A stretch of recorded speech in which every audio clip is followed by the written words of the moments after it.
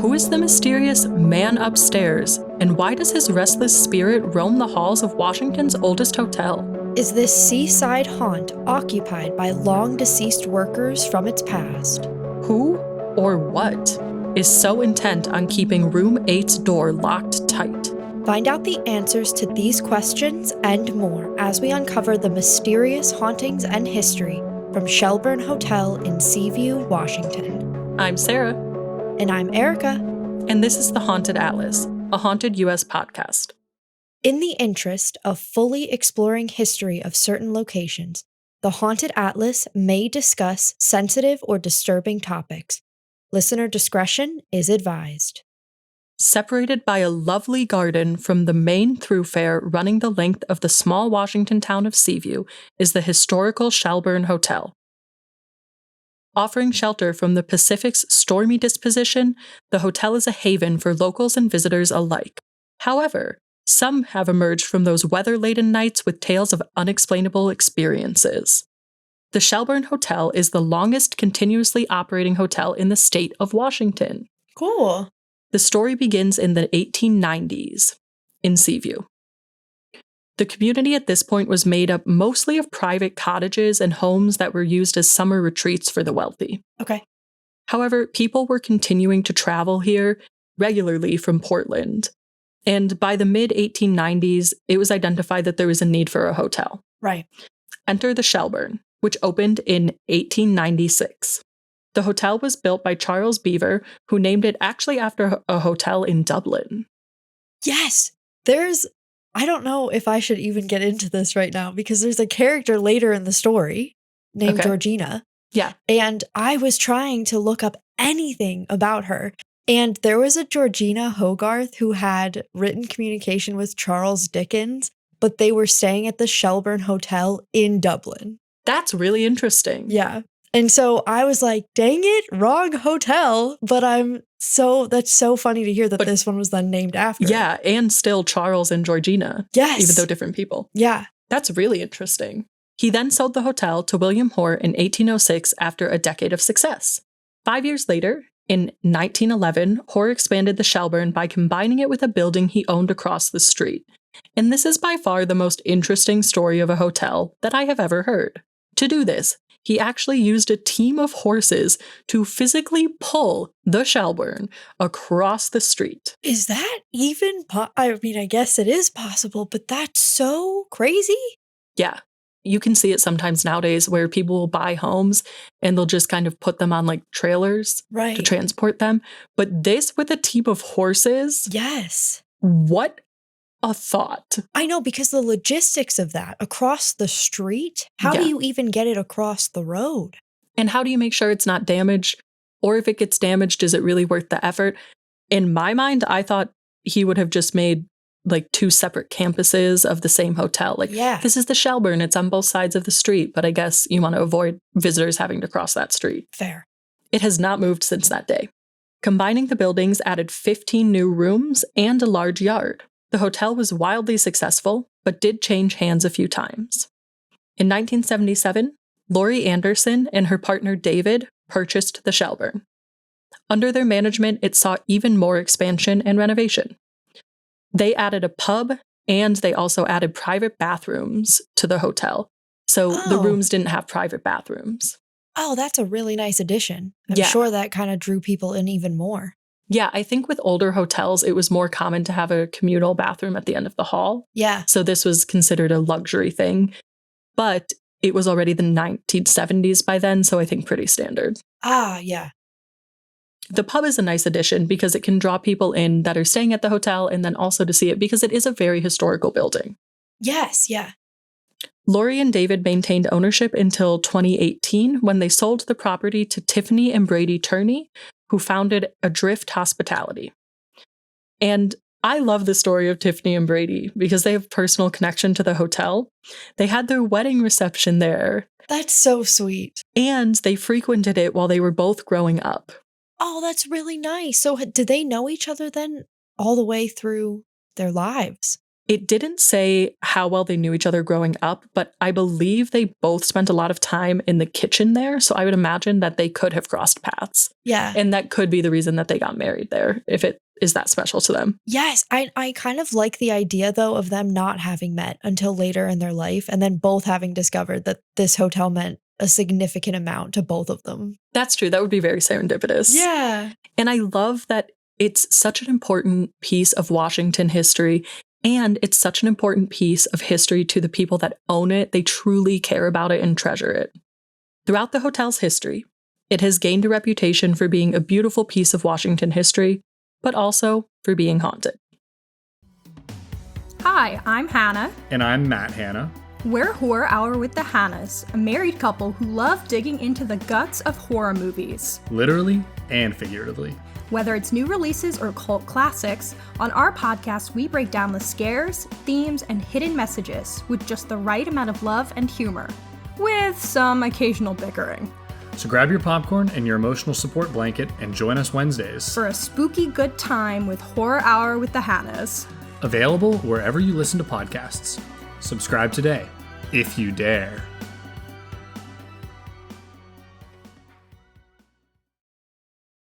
It seems to be a common occurrence that historical figures haunt places with deep significance to them. Yeah. The Shelburne is no exception to that rule.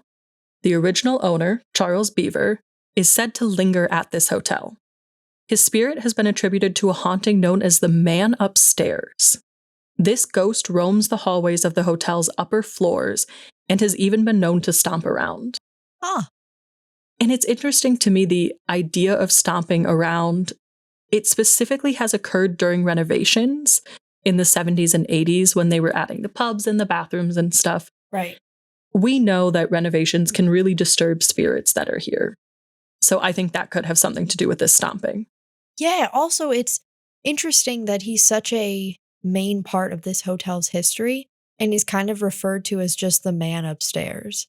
And I wonder when people started figuring out that it was him. Maybe someone put a portrait downstairs in the lobby or something, or even in, one of the hallways. And then finally someone was like, oh, that's Charles Beaver.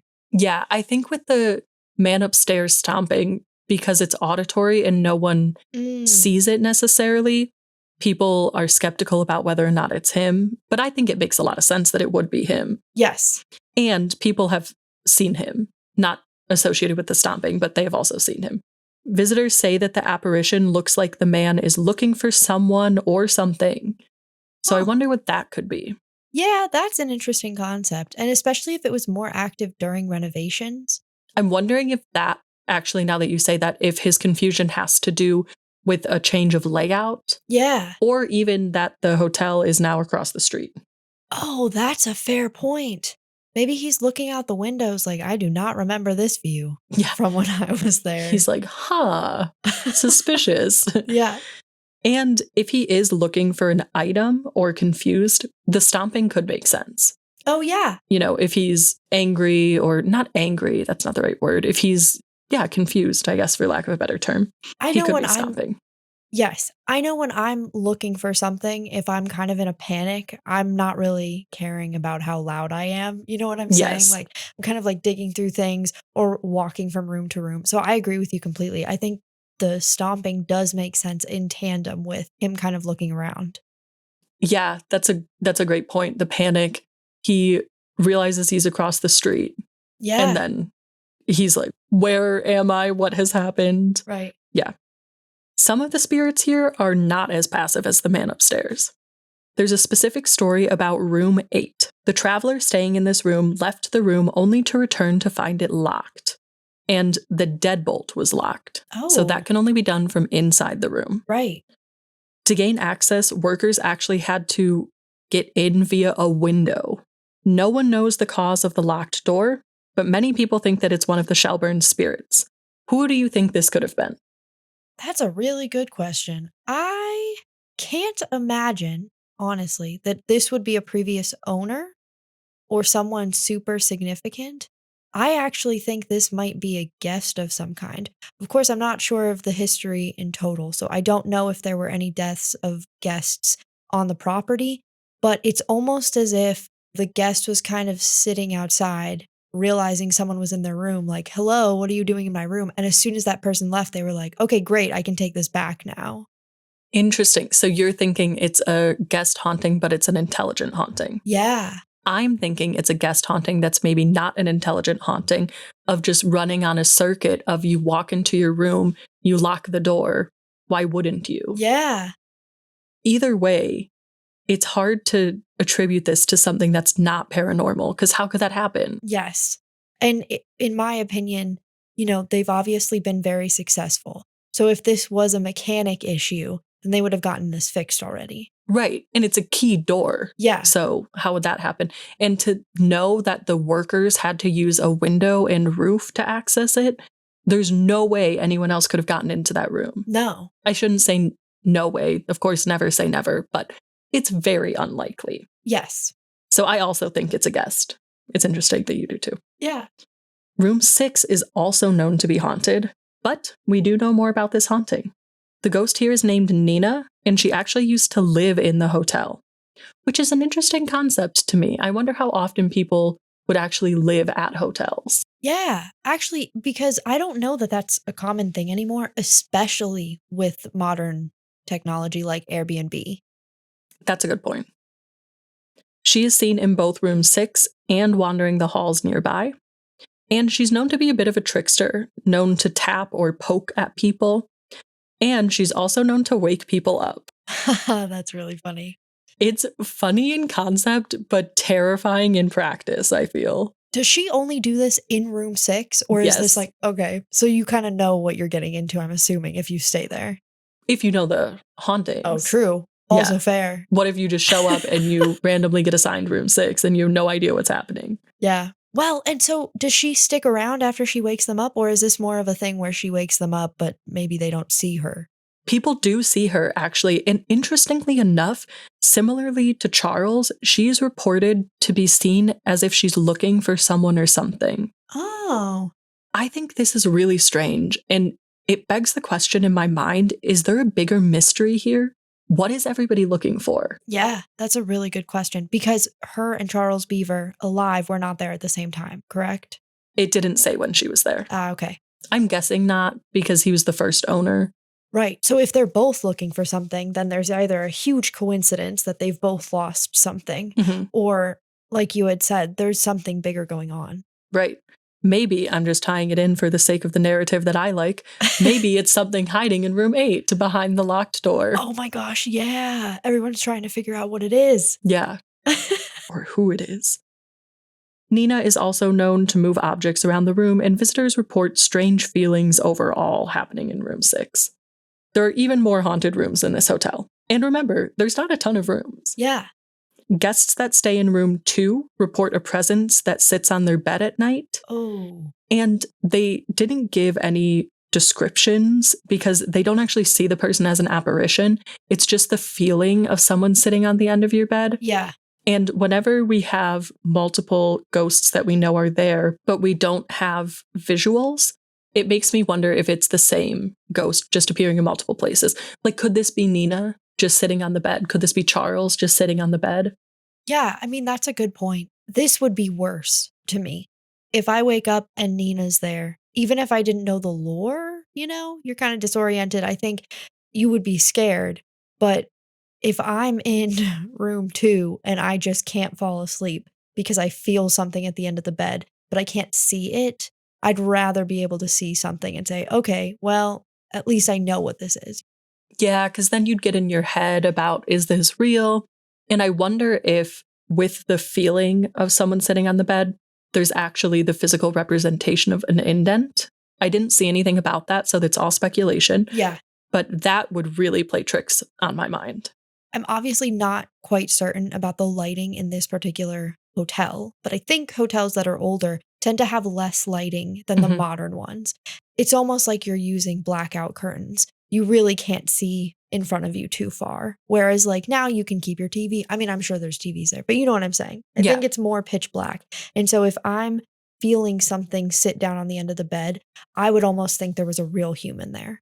Yeah, and I was thinking even with the possibility of shadow figures, because if the lighting is designed from the early 1900s, the way we light rooms, like you're saying, is so different now that we could be unfamiliar with the way that the lighting design of the 1900s is casting shadows, True. which we could attribute to being something that's not there. Yeah. I mean, these are apparitions or a notable absence of an apparition, not shadow figures. But I think that it could lend itself to people thinking they're seeing shadow figures as well. Yes. Room 5 might be the creepiest haunting to me, though, because it involves a bathroom. Oh. And I do not like bathroom hauntings. No, because you're at your most vulnerable, especially in a hotel. Yes. Yes. So this story was actually told to the team at Haunted US personally. And the story goes that one of the guests was taking a bath. And while she was bathing, she felt a presence behind her. And she, being open to the paranormal, said that she was fine with the presence being there, but she was taking a bath and could it please leave her alone? And it actually left after she said that. Well, that's good. Yes, but the fact that it was even there would be so startling. Yes. Yeah, because you do just have, as a human, the experience of feeling like you're being watched is just sort of uneasy, uncomfortable in general. Again, in the bathroom, it's obviously even worse. Yes, absolutely. And I think it's great that the spirit respected her wishes, but can you imagine if it didn't? I know. I mean, I don't even know what I would do at that point. Right. It's like, okay, more menacing feelings of someone watching me bathe. Guess I'm done. Yes. I would. I feel like I would definitely request a new room. Yeah, but that would be an awkward conversation. Yeah. Why do you need a new room? What's wrong with your current room? Well, there's someone watching me bathe. I'm sorry, ma'am. What? Well, I didn't really see anyone. That's how you get kicked out of a hotel. But I do think that it's a really cool story. And it shows, I think, that so many of these rooms are active. And of course, if you're more open to the paranormal and experiencing it, then you could have an interaction like that where it is startling, but not negative overall. Yeah. In fact, positive, the fact that you're being respected, your wishes. Yes. Room 16 is also said to be haunted, but the haunting here is a named spirit, Annie Mae. She's said to haunt the room and the hotel's garden. Oh. And you're going to love her story. You specifically, I think. Oh. Her spirit shows preference for a certain tree, and it's believed that weddings under this tree are good luck. Oh my gosh, that's so sweet. Yeah, the legend says that Annie Mae offers her protection to any couples that wed here under her tree. That is the most adorable thing. I honestly love when spirits are connected to nature. Mm-hmm. Her kind of being around the garden and having this tree. It's just like really nice. I feel like when they're connected to nature, I almost feel safer in their presence. Yeah, I agree. And I think, it really shows that the hauntings here aren't negative and they're not malicious. Okay, so someone's watching you bathe. Yes, startling, and I would not like that to happen to me, but they're probably just curious. Maybe not even curious. Maybe it was like their room and they're like, what is this person doing in my bathtub? Right. Yeah, just confused. Yes. Yeah. And the stomping man, I think, could be taken as a negative thing. But if you do think of it as potential panic that the spirit is experiencing, I don't think it's that bad. Yeah. Locking the room, okay. Yeah. And waking people up and being a trickster, overall, not terrible. And I love Annie Mae. Yes. That's such a sweet story. There are still even more ghosts here. There's another spirit in the hotel named Georgina. Not much is known about Georgina, but guests are said to encounter her specifically on the steps, and she's said, like the rest of them, to be a friendly ghost. Oh. In contrast to Georgina, we have a grouchy male ghost here that is said to haunt the area in and around the second floor maintenance closet. Huh. And this is our first, territorial spirit, I think. Although some could consider room 8 to be territorial. Many people think that because he haunts the area around the maintenance closet, he was a hotel worker, a janitor, something like that. And it makes sense to me that he would be protective of that area and grouchy. Stay out of my stuff. A lot of it people probably shouldn't be touching. He probably has to deal with a lot of disgruntled people staying at the hotel, fix all this stuff. So I get it. Yes. And I completely agree. I absolutely thought this must be someone who's worked in the maintenance closet. Yes. And really not much is known about this male worker or Georgina, but I think these are areas of opportunity for investigators. Anytime that we have spirits that we know something about, but not a ton about, I think we can really use that during investigations to try to engage them by name or by their likes, for example. Yeah, and I think it's cool that as we get more and more information, a lot of times you can corroborate it with, once you know what you're looking for, it's easier to find the historical records. Yeah, absolutely. That's what I was thinking. If you could, I couldn't find anything on Georgina herself. Yes, me either. I know. It's like, who is this woman? That's not that common of a name, I wouldn't think. No. But imagine if we had a last name. Yes, exactly. And especially if we had a name of the worker, we could talk to the people there. So again, an area of huge opportunity for further investigation. So essentially every area of this hotel is haunted, as we've discussed, but there are also hauntings in the bar. Oh, the add-on, right? Yes. Yes. Yeah, the addition of the pub in the 70s. Here, cold spots are reported in certain hallways in the pub, and I'm always skeptical of this because temperature regulation can be challenging, especially in old buildings, especially in Washington on the coast. So I take that with kind of a grain of salt. Mm-hmm. But there are some other things that visitors report. They report the fluttering of curtains throughout the hotel, which again is challenging for me to attribute to the paranormal. Yes. It could be due to a heating system, a draft, if it's old windows, I think there's a lot of things that could cause that. Mm-hmm. But something that I do give full credit to the paranormal is that at the bar, the spirits like to move items around. Oh.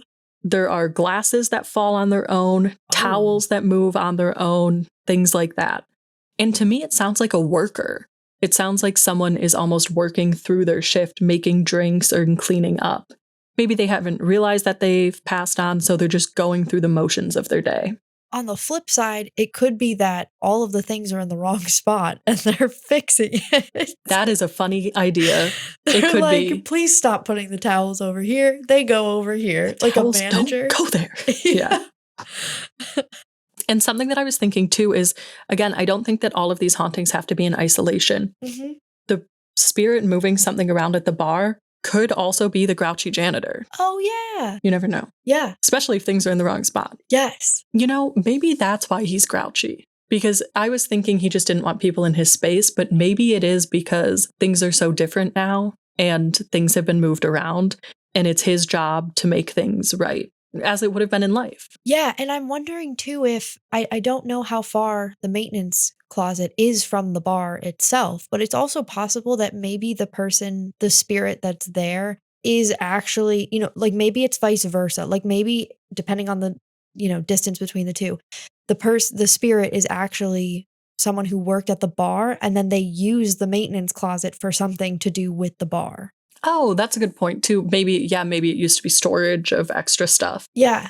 That's true. So if you had to stay in one of these rooms, which would you pick?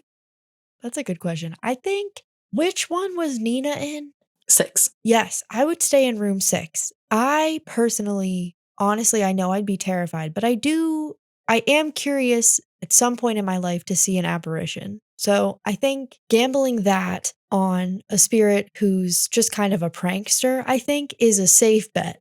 Yeah. For me. I agree. I would also pick room 6 because we know the spirit by name. She's active and interacts with the guests.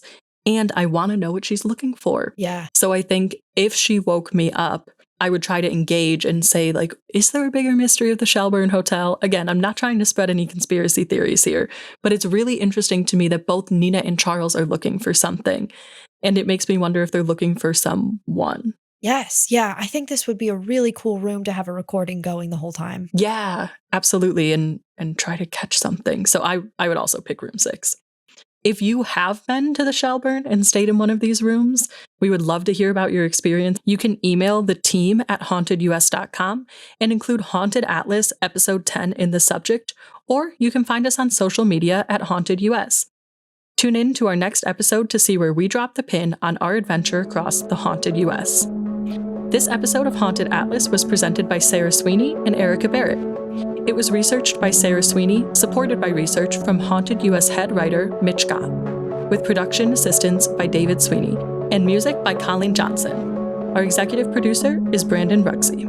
Haunted Atlas is a production of Haunted US. Visit hauntedus.com for more information.